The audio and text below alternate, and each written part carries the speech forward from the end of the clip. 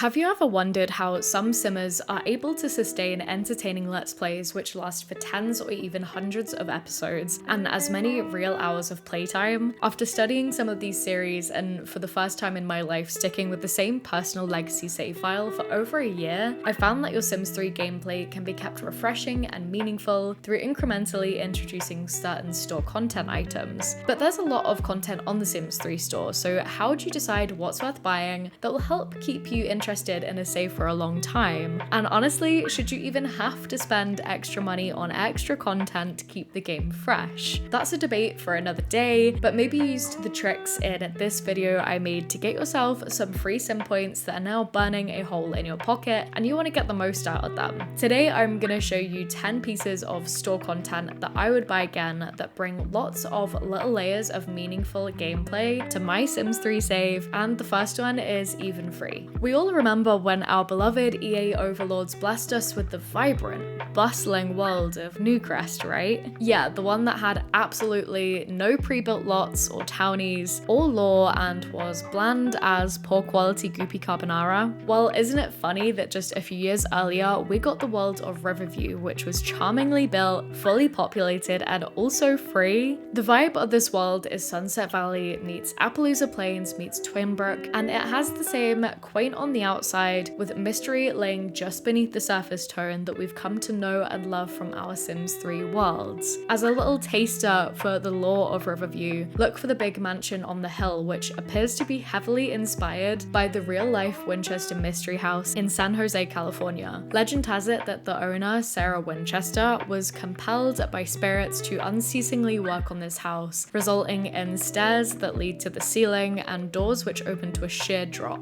Or maybe not quite as crazy as that, this inspiration can definitely be found in the game for those who look close enough. Despite playing The Sims 3 since around 2014, maybe slightly earlier, I don't think I discovered this world until I started getting into The Sims 3 store in around 2022, because shockingly, the game itself doesn't do a lot to promote it. Even if you don't have any sim points right now, this is definitely one to check out. Next, I'm gonna lump together 3 items which are perfect to enhance any legacy or family-orientated playthrough. Other than looking generally adorable, the Head Start playpen, the Local Motion toddler walker, and the Solace Snugger Bunny deluxe baby swing are great because when in use, your child Sim's needs will decrease slightly slower. So if you have a larger household, it means that you don't have to worry quite as much about the little ones getting snatched by CPS. Toddlers can even teach themselves to walk and talk when using the walker and playpen, which can be a game changer when playing a 100 baby challenge. While these two can be bought as part of the Tiny Prodigies Early Learning Center venue set, unless you really love the look of that venue and the other few items that come with it, you can also buy all 3 of these, including the swing, individually. The walker and swing are perpetually on sale, and with the playpen at full price, you can still get these items for a few hundred sim points less than the venue set. Depending on what expansion packs you have installed, the gardening skill can be a really fun and rewarding one when used in combination with other skills like nectar making, science, and alchemy. If you're looking to expand your garden, I've been loving the Bohemian Gardens set, which includes 8 new produce types like strawberries, blueberries, peaches, and pecans. The produce in this set are also compatible with the nectar making skill, so it can also help bring some variety to your legacy family's wine cellars, for example. Bohemian Gardens also comes with a few CAS and build-buy items. Usually these extra bits don't wow me when it comes to store sets, but I've actually found myself using some of them a ton, especially the strings of wool and ceiling lights and the lanterns. As the name suggests, the items in this pack have a very boho aesthetic. Think Sims 4 movie hangout, but instead of Sims staring at a comically large TV screen, they're staring at dirt and making money from it.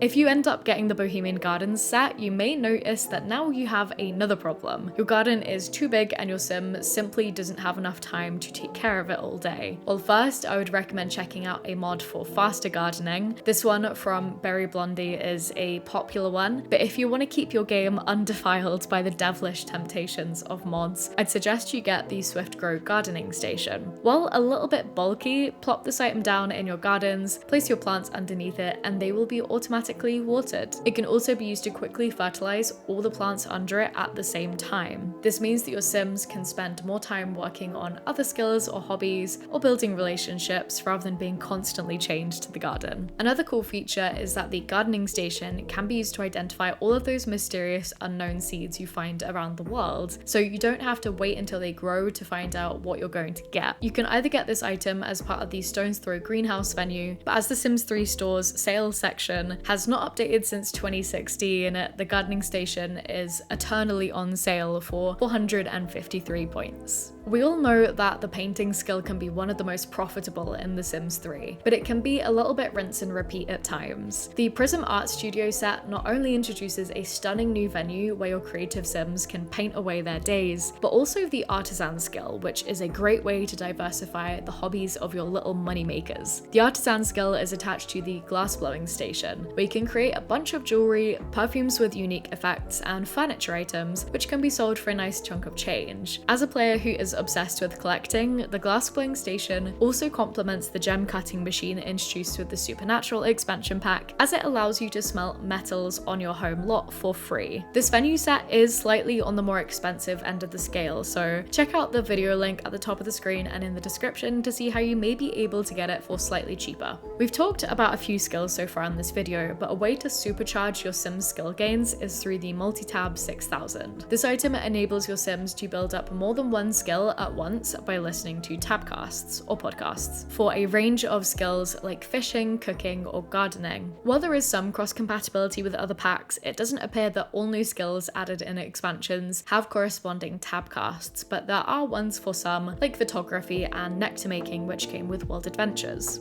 I think this item is great for bigger legacy households, for example, where micromanaging every one of your Sims can be a little bit overwhelming. With the multi-tab, your Sims can still be raising skills even without your direct input, which is handy for creating well-rounded Sims with lots of hobbies, even when you have lots of them to manage. The multi-tab also comes with some other fun features, like kids can use it to complete their homework a little bit quicker, and you can buy books online instead of heading to the bookstore. Best of all, you can get the multi-tab for a decent price, as it's locked at a sale price of 200 sim points. Let's step away from money making and skill building for a second to talk about hobbies, which I think can get a little bit overlooked by players who, like me, can be quite go with trying to make our Sims as rich and talented as possible. In this context, I would view hobbies as skills or activities which our Sims do that seemingly don't have much of a quote-unquote point. They don't make any substantial money, if any at all, and don't contribute to a career or anything. As with hobbies in real life, we just do them for fun, but I think they can go a long way to help our Sims feel a bit more well-rounded and real. The Stiff as a Board, Light as a Feather dance collection set adds a new dance floor and ballet bar object to your game, so your Sims can actually develop a dance skill. These objects can be used from the child and up life stages, which is really cool because sometimes I think kids get a little bit left out, and I think it's really fun that they can start a hobby like ballet and they can carry it through to their adulthood. These items can be bought together for 415 sim points or part of the Skylight Studio for the Performing Arts venue for 1,710 sim points. I won't lie, because the store can be a little bit of a glitchy mess at points, I actually got this venue for free for some reason, so maybe check to see if you have it too.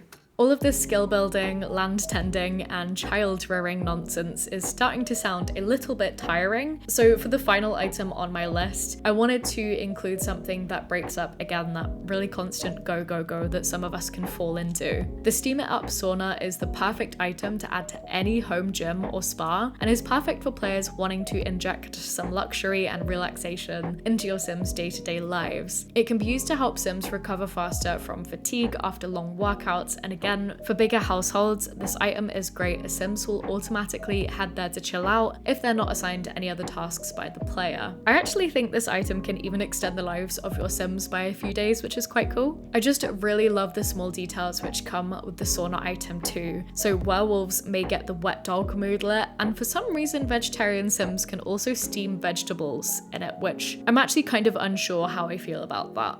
I believe you can only get this as part of the World of Sunlit Tides, which is slightly annoying, but this world goes on sale in the daily deals section somewhat regularly. Check out the description to find a spreadsheet which details exactly when all the daily deals rotate so that you may be able to catch it. At the start of this video, I mentioned that there's definitely a conversation to be had around whether or not we even need to buy more items to bring meaningful moments to our gameplay. But if you ended up picking up any of the items I've mentioned in this video, I really hope you enjoy them, and if you're looking for more ways to keep your gameplay fresh and exciting that are absolutely free, definitely check out this video on the screen here for some more tips and tricks. Other than that guys, thank you so much for watching, and I'll see you again soon.